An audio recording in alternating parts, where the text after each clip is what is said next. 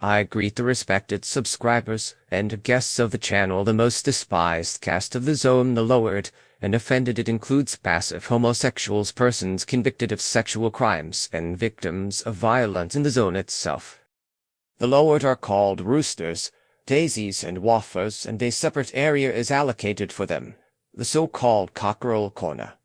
In the barracks, roosters lie down by the dolls in the cell, by the toilet, or under the bunks. Sometimes they are forced to build screens in order to completely fence themselves off from the camp outcast. In the canteens there are rooster tables and benches where only the lowered eat.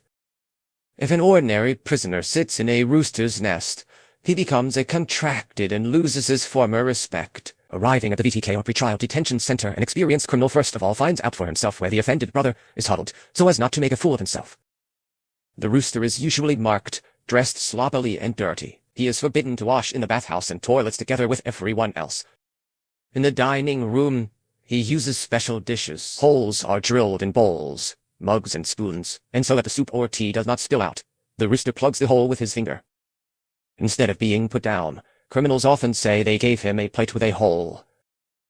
The put down or offended are assigned the most disgusting work: cleaning the toilet, taking out the slop, servicing the garbage pits. If the rooster refuses, he can be kicked, beaten with hands, his face can be dipped into a latrine, or even killed. Any of the downtrodden cannot withstand the torture and commit suicide. It is shameful to talk to a rooster, and you can only communicate with him sexually. The poor fellow must go to the industrial zone at the end of the column. He is forbidden to approach a normal prisoner closer than 3 steps, much less start a conversation. The rooster must give way, pressing tightly against the wall. Any mistake is fraught with a fight. There are many reasons for being demoted. You can be made a scumbag of the zone while still in the pre-trial detention center, and only for being rude to an authority figure or starting to assert your rights. As a rule, this is done by newcomers who are used to giving orders on the outside.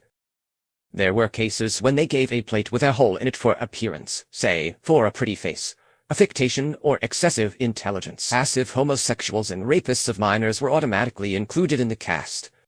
Cellmates find out the sexual orientation in the article under which the recruit is accused while still in the pre-trial detention center. The zone marks a passive pederast with a tattoo, a black eye, or a certain design. It is almost impossible to hide the brand, and the rooster remains with them forever. Arriving once again at the pre-trial detention center, or NTK, he is obliged to first of all clarify where the rooster corner is. In case of concealment or deception of the lowered one, those whom he dragged the law with his communication can kill. There were also sad curiosities of the rooster brand. Frivolous and law-abiding ordinary people tattoo on their hips, shoulders, or chest whatever is available, as long as the design is prettier and funnier. Let's say, a hand with a blossoming rose, a musical instrument, or a ring with a heart, binding himself as a prize of fate among the prisoners. He is surprised to hear his address, Waffle. A rooster. That is how it begins. And try to prove that you are not a rooster. Often with such a tattoo they really do put you down. In the zone, an active faggot will be found in no time, or the authority himself, wanting to unload, will exclaim, "Cool bean, touch after me." Having reached freedom, roosters often get rid of the tattoo by burning it out or changing the plot. The waffle ring is completely shaded, resulting in a new symbol from bell to bell. After this, you need to swear off prison. An experienced criminal will immediately notice the dirty drawing and clarify the past through the camp mail.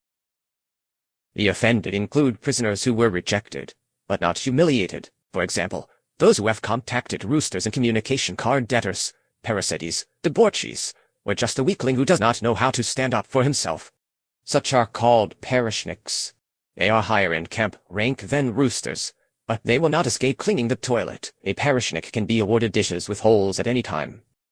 Humiliation is a standard process. 2 or 3 hold, 1 rapes. Sometimes the victims attach a pornographic photo to their back to arouse them. If they fail to overpower the candidate for cock, they resort to trickery. After waiting for him to fall asleep, the prisoners masturbate on his face or on their penis over his lips.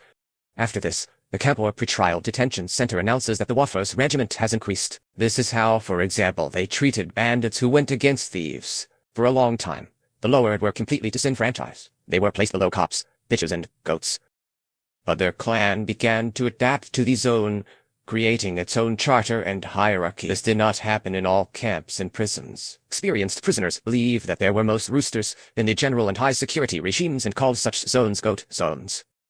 The stricter the regime, they claimed, the fewer wafflers and the greater their chances of survival. In the high security and high security regimes, among the lower there is often a rooster boss, the so-called mammer. He distributes places in the cockerel corners, supervises the cleaning of toilets and discipline within the outcast clan. He also supplies bodies for other criminal fraternity on strict and special regime. It is not accepted to beat up the offended or humiliated without reason.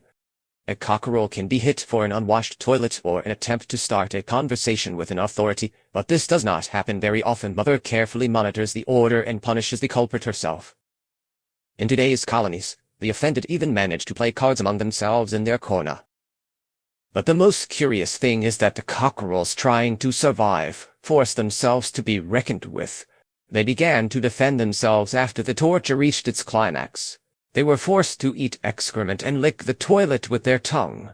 The victim, driven to despair, committed suicide, but in an unusual way. The rooster would choose the most vicious criminal and throw himself on his neck, kissing and licking him.